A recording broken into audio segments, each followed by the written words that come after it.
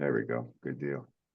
All right. Good afternoon, everyone. Welcome to the Thursday, March 7th Solar Eclipse QSO Party Zoom Telecon from Hamsai. And we are about 1 month out from the April 8th eclipse. So all of our preparation, all of our work for the last year and a half is really going to bear fruit in 4 weeks, right? We all know that. We did well in October. We're going to do even better now. So fantastic. Welcome everyone who's joined. I think Bo, I'm not sure if I've seen you on as part of the group before, but welcome to see you here. Thank you. I guess we'll get started this week. Ed, I think you've probably got a lot of good news for us. We got a lot of good press. I've got news, okay, and hopefully it's all good. So anyway, and if I'm a little repetitive from last week, I mean, I'm just sort of working off my notes from last night's ARL PR meeting, which actually is, I think they were, worked very, very well for us. So, and I'll pick that up in a second, but let's look at publications first. I mean, I think we mentioned last week, National Contest Journal, okay, which had 3 different pieces on us, okay, inside the publication, which was great. And obviously there's something coming up this month in QST, and also in On the Air, so that, leading up to April, we're in good shape there. We got a good play in the Canadian Amateur, which I think is new for us since last week. Obviously we're working with Alan Griffith, who is sort of the general manager for RAC, Radio Amateurs of Canada. He picked up our blurb, and they also had a submission, and I can't remember the guy, his call, Gary. So VO2, I think it was a front, and maybe Greg will remember. But they did a story. They picked up a lot of our stuff in terms of content and graphics. And I think we were just really pleased with the fact that we got a lot of play on it, and actually have gotten some calls. Okay, just from different groups that may be more interested in terms of following up on their piece, from the Canadian side of it. So we've got a piece coming up in Spectrum Monitor. And also, I mean, the piece that's sort of hanging out there, and Gary and I just did a quick 30-second before everybody got on, is we've still got a manuscript that went to CQ magazine that's sort of sitting in the queue because we don't know what's going to happen with CQ. We promised that we would give them first rights on this, but I did, my instincts are saying you don't know what's going to happen with it. And while we don't necessarily want to obviously disrupt, what plans they have in terms of keeping the publication together, I did reach out to Practical Wireless in the UK. And, the response back is that, they would be interested if we might be able to repurpose that content if CQ doesn't publish it. So, and obviously it would be post-eclipse. So, I mean, there's not necessarily any pressure to deadline. But nevertheless, I don't want to see the effort that, that Gary put in terms of getting the manuscript done. So there may be a chance, and also good exposure to a different audience for us, coming out of the eclipse, because Practical Wireless is, if you haven't seen, if you don't read it, it's a really good piece. Much like a hybrid between CQ and QST, over in the UK. So, I mean, that's where we are with that. In terms of just looking at podcasts, we've got just in no order, and obviously in terms of timing, we've got a follow-up piece with Becky in terms of On the Air, in terms of what we need to do there. Gary is going to be doing ICQ, right? That's coming up, right, Gary? Right. Yeah. In the UK. So obviously there's more European exposure for us there. Tank Ham Radio is also a podcast that's asked for us to be on board with them. And then there's the AB4WS podcast, which came up through an inquiry yesterday, and we're going to be following up with them. In terms of publications, we've Nathaniel's Become Famous. Okay, in terms of Smithsonian Magazine, an interview with CBC in Canada, a piece in IEEE, which is run. We talked a little bit about the RAC piece. And what am I missing? So, and Smithsonian is tomorrow, right, Nathaniel? Mm-hmm. Tomorrow at 4. Yeah, at 4:30. Yep. So we're good there. Also, just in terms of sort of things in progress, the ARL is doing it with their weekly bulletin tomorrow. They're going to be running a piece on us, which is a follow-up on like 1 month ago. Okay, we did a release for them early this morning. I did not hear any pushback in terms of any editing, although I told them you could edit it to make it fit for style. So I assume that we're going to be in tomorrow's weekly bulletin. From there, they did promise that they would also help us as we got a little closer to the event. Obviously, they've got an interest in it as well in terms of partnering with clubs. And what we'll be moving our 1 month to go bulletin. I'm moving it tonight to contest clubs. Mackenzie has it for our Facebook page tomorrow, and obviously we'll be moving it to QRZ and our other usual suspects in terms of our press release list. John Lanigan has become famous, okay, as well this week. We put up his blurb. Yeah, I see your note there. I'll send you, Nick just asked about IEEE. I'll send you a copy of it, okay, because I thought of you, okay, last night. Ward Silver picked it up, and I think it's on the PR Reflector. If you don't have access to it, I'll send it to you, okay, as well. John Lanigan, we picked up his piece, put it on QRZ, and John, I mean, you might want to comment here, is that you've gotten a number of responses already, off of that post, correct? Yeah, there's 9 comments that are listed on it. It was in the #1 position for 3 days and then got bumped. So I don't know if we can try to recycle it closer to the actual date of the eclipse. I got a phone call to get vetted on the story by the ARRL bulletin editor. And then I got a separate email. I'm using my AOL account. That's why I couldn't find it earlier about that. And it was from a fellow that's in Northeast Texas, and he wanted to know just if I wanted just one report or if I wanted selected reports as the eclipse occurs. And we were discussing before the recording what we should be doing with the information. I'm going to be on from early in the morning off of Mazatlan, Mexico, all the way until the eclipse hits the Maritimes. And I've got a 32 gig card in the 7300 just to record that entire time. And then afterwards, I'll take a map and just take comments and replies and S reports and signal reports and grid square locations and just put them on the map and just have it available to the group. But I can do a little bit more, I think, if I've got some specific direction on everything. So that's where things stand right now. And now I can't find my webpage. Phooey. Anyway, so that's all I have for right now. Yeah, that's great. And just, I mean, just a couple of other items is obviously, we're doing a release, not, with the 1 month to go, which is going to really start to move around, beginning with the ARL bulletin today. But just a reminder that, we'll be doing, it's March 27th. We're doing 2 shows that evening for the East Coast and West Coast. And obviously we're trying to build, an audience for that over the next couple of days. I mean, just one last item is we mentioned the sort of the Observatory Ham Radio Partnership.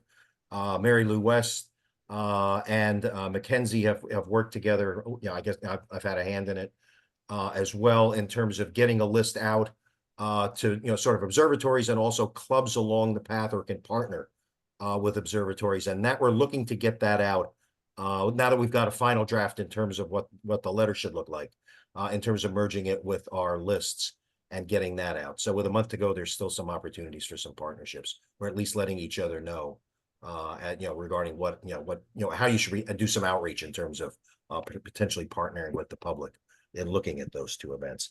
Other than that, I'll save the workshop, Gary. Okay. And Nick, I will find Ward's email from yesterday, which went up on the PR Reflector, and send that over to you. So anyway, I think that's about it, Gary. So back to you, WX2R. Okay, great. The other Gary, AB4GH, isn't on today, right? I didn't check the participants list. He's not on? I guess not. Okay, we had a No. question for him, so yeah, by email. All right, well, thanks, Ed, especially for getting the well, for all that work, but also for getting the SEQP, the roundtable going. We have the web pages set and all that sort of stuff. The links are in place, so I think we'll be successful with that. Yep. Let's let's see, what else did I have on the agenda? It was a short one today. Oh, something I came across, I guess 2 questions while I was working on my presentation for the Hamside workshop. Let me share my screen a second. Let's see.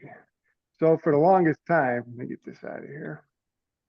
We've had this nice graphic for the festivals that Vicky created from the University of Scranton. We've gotten more than our money worth out of this one, that's for sure. And let's see if they'll change tabs for me. Of course, we've had the SEQP logo since Spencer created that back for 2017, so that's been a handy one. But as I was about to talk about the GSSC results, I realized we never did come up with a logo. That was something I was going to try and do, and I had a couple of options and never followed through. So I thought, well, what can I do pretty quickly before we've got a month left, and then we'll have the results to come out and that sort of thing. So I'd like you to take a look at this and see if you guys like this for the Gladstone Signal Spotting Challenge. Wow. I like it. I want a poster. Looks great, Gary. Yeah, thanks. Really cool. Where'd you get that from? I was afraid somebody was going to ask. So Be careful of copyright. Yes. no, we don't have to worry about that. I didn't steal it from anybody, or borrow it. I've been thinking about all this AI generated content, right? So I went to the Microsoft AI generator, and I can't remember what it's even called. I had to use my Microsoft account to get into it. And I just asked it, I said, show me a flat map of the world with radio signals bouncing across it. And that's what it came up with. Wow. So it took me maybe about 30 seconds to create this. So That looks great. That looks cool. yeah, I should have said that I sweated over it for hours, but I can't tell a lie. That looks like a blacklight poster. I think It we've got a does. Hamside marketing agency here. This looks Yeah. pretty good. So anyhow, so then of course I added the text to it, and I figured that seemed like a good font to kind of fit in with our Art Deco from the other stuff. So anyhow, so that's fine. So that's up on our FAQs page, and that'll be part of my talk, and then the results as they move forward. So not our biggest event, but it's a good one. So it creates a heck of a lot of data for us. You do have to wonder what unattributed source it got that from. Yeah, it didn't think that up on its own. We know how that stuff works. So Do you need to anyhow, put anywhere on there that it was generated by like Microsoft AI? I will go back to their pages and see if there's any attribution required and stuff. I figured I was the one that asked the question, so maybe it was my. Now better to be safe from sorry. Take it from somebody with 40 years in the business. So. All right, I will look. Yeah. I will look at that's fine. I would certainly do that. All right.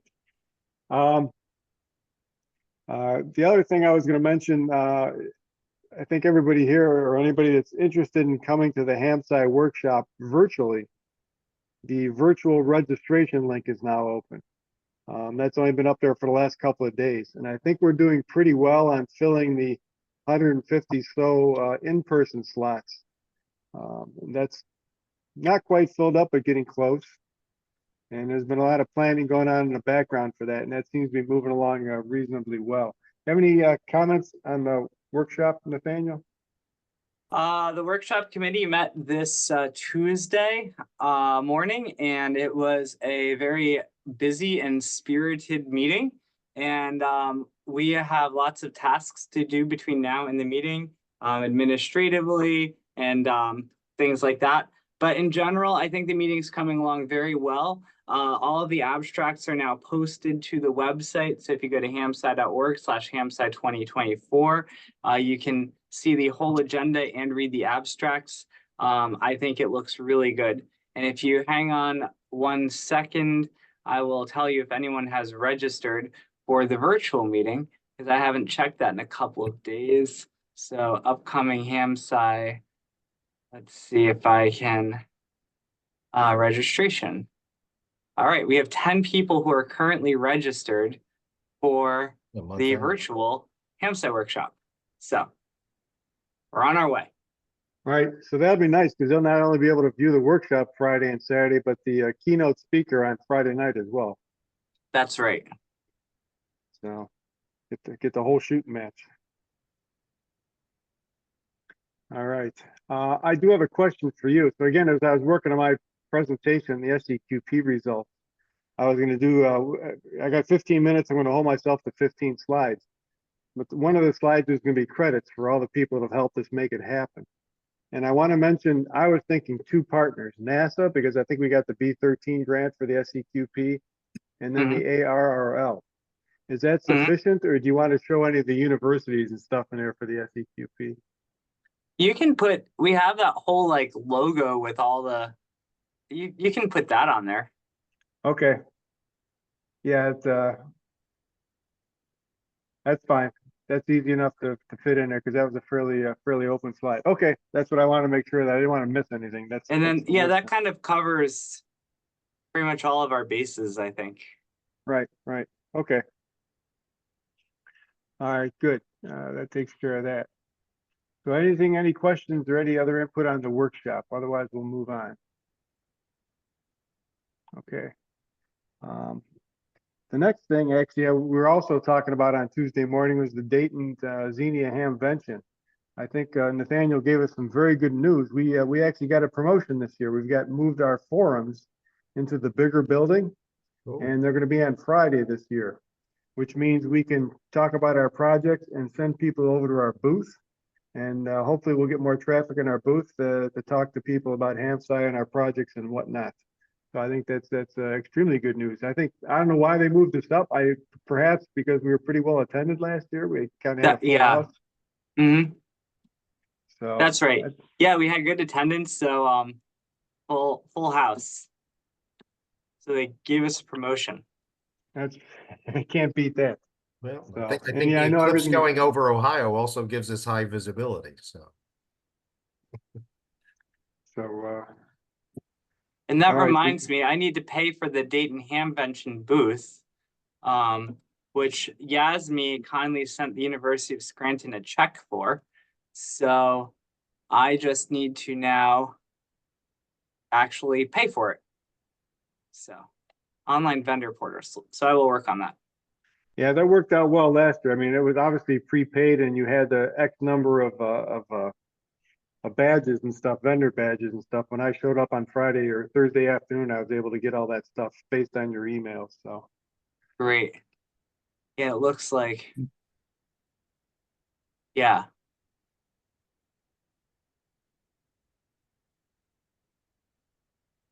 So yeah, so I think we're in good shape for that.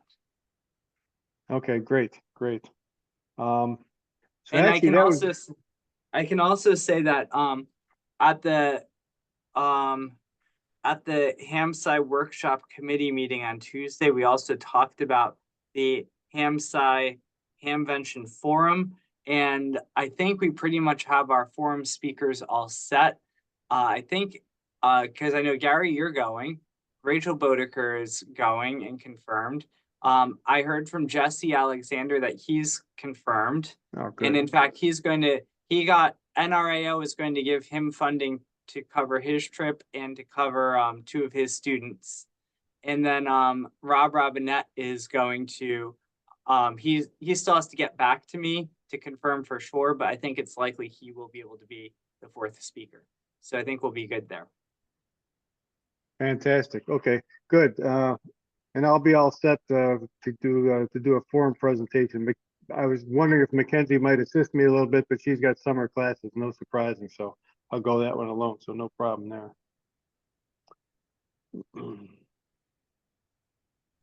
Okay, believe it or not, it's 24 minutes past the hour. It takes me to the end of my list. Is there anything else that anybody else question wise coming up? Mary Lou. Okay, so I just piece of information. Saturday last, I gave a workshop for 20 New Jersey physics teachers, high school physics teachers, on how to prepare yourself and your students for the eclipse. And I gave them out these cards so they know a little bit about radio. They're everywhere. Yeah. You know, I kind of wonder. I mean, I think well, we've had a lot of fun with those cards, but I wonder if we don't, thinking about for Dayton, if we shouldn't have some more generic ones about Hamsci Yep. and some of our projects and our QR code in the back. Not, obviously the Eclipse is gonna be long gone, Yep. but, so I don't know, just a thought, see what everybody else thinks, but. I like it. I think it's a really good idea. Yeah, that is. Yep. Okay, if you think it's a good idea, I'll work on something and we'll talk about it next week, see if you like whatever design I come up with, or if somebody wants to suggest or send something to me with a suggestion, that's fine too, so. Ask But the yeah, it's, AI again. What's that, Mary Lou? Ask the AI. Yeah, exactly. Yes. It's just Microsoft know, they're like Google, they know everything, so they're probably tracking me somewhere. I haven't had a Microsoft device in my house for 6 years now, so I'm glad my account still works. That's all I gotta say. One other thing I want to mention to Nathaniel real quick while I got your ear. Many Zoom calls ago, and I don't remember the context, but we were talking about something electronic circuitry wise, and you mentioned a company called Mini Circuit, that you've used them in the past. Yes, I ordered something from them this morning. Ah, okay. Well, I did the same thing when I was looking at designing a signal splitter for my Grape and my HF Tentec Omni 7. I ended up going to their site, read their application notes, and I ended up buying a module for them, and that's what's running my Grape right now. So that really worked out well. I ordered a 24 port HF splitter this morning. Wow. So yeah, so I have Yeah. one at my home and one I'm going to have one at my home and I'll have one here because I keep splitting things off. I think I saw Rob Robinette had the 24 port one over at KPH. So he seems to be using it with good luck with all of his Kiwis, and I constantly need, so I think that's a really good choice. Is that, in your case, is that a complete, basically buy it as a box and plug it and go, or how did that work? I can show you mini circuit stuff. Yeah, there are a lot of us who use mini circuits heavily. Hmm. In fact, Yeah. I have a filter I have to buy from them. Yeah, they have some nice filters too. Let's see, I'm logged in. Just have to get my order history up. And there it is. All right. Yeah, so it's one of these. Okay. Nice. Yeah, you just plug it in and away you go. You're all set. This is Yeah. 24 out. How many dB down is that? I'm not sure. Many. That's what I would We'll go see with. how Many. that works. Be quite a bit, yeah. So I may need a preamp in front of it. Yes. I have a couple AR squared preamps, so. Yeah, we'll see how that works. And mine was a little different. I bought one of the tiny modules and had it built in his little box with BNCs and all that kind of stuff, but it seems to be working fine. So These are the ones that I usually use. Hmm. The two-way, so those are the 3 dB splitters.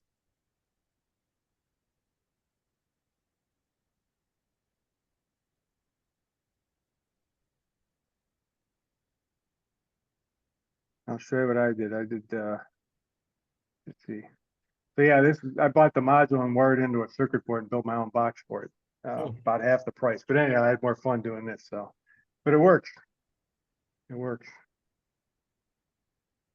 Saved me having to wind toroids too. So, all right. Anything else? Anybody else wants to bring up? Otherwise, we'll call it quits early today. Well, I have- speaking of buying things, Ed, did you ever hear back about the polo shirt, the Hamsci shirt? Yes, yeah, I did. She's gonna reach out to you, or if you want to reach out to her, you can finish it up that way. Well, Okay. I haven't got anybody to reach out. Okay, I'll send you her contact info, okay? Okay, great. That'll be Okay. great. Okay, I didn't realize there was a gap in that. Okay. Yeah. Yeah, I did speak to her, a day or so before, so. Okay, great. Okay, well, I just don't want to let that one slip by. No, and she's a good person, so, yep. Nathaniel, 24 taps is minus 13 dB. Okay. It's less than I Uh, thought, but I guess it's logarithmic, so that's Yeah, still we a may lot. want to come up with a amplifier and splitter design for people if they're running multiple grapes and things like that. yeah. So I know John Gibbons sent me a 4-port active splitter that he designed, which I'm using right now. One of the things that I found was I started getting reports that my Red Pitaya RBN skimmer is showing signals on multiple bands. So like if you get a signal that's supposed to be in 40 meters, it also shows up on like 10 meters maybe. And I think, and I'm not totally sure, but I think that can be a symptom of overloading the Yeah, Red that's Pitaya. overload or intermod.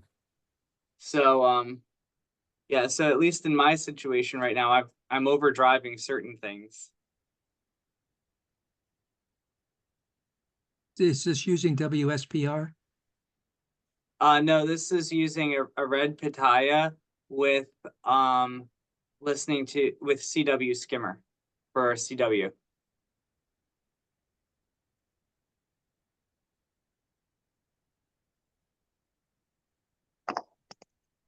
So I think the 13 dB attenuation will help that problem. Yes, that will. But I also, I guess I do have to check the levels on everything. I do also have some would it be reasonable to put like an advanced receiver research preamp in front of the Yes, splitter? yes, those But- are good. They have a very high overload level. Okay, yeah, I I've been use told those. those are good. I have a bunch of those lying around, so maybe Yeah, I'll is try this putting, the 30 megahertz ones? yeah. Yeah, 2 to 30 megahertz or 0.1 to we use 0.1 to 30 megahertz. I think I This have way. the 0.1 to 30. Yeah. But I put that in front of my 24 port splitter. Yeah. The only problem there is that we'll pass AM broadcast. So Right. be careful you're not overloading on a local station. Okay. If I don't care about, I do have a like 3 to 30 megahertz bandpass filter I could stick in front of that if I don't want to. Yeah. Yeah. Okay. I'll take a look at that. I do have one more thing that's if we're done with the ham site business, I have one thing that's ham radio related, but not really ham site related I'd like to show. Go for it. All right. Let's see. We are working on getting QSL cards for the University of Scranton. And so I talked to Vicky again. We had our school mascot visit the station. Ah. That So is sweet. we have a bunch of different options here. Nice. So Vicky has been busy doing this.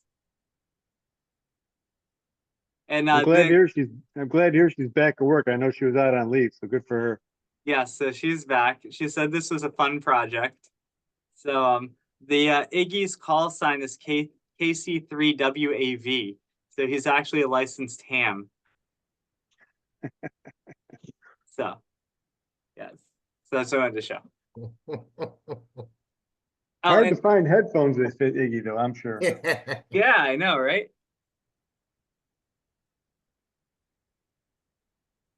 Nice. All right. We want to call it a wrap. We'll quit a half hour early and I'll go back downstairs and roll some paint on the wall. So Sounds great.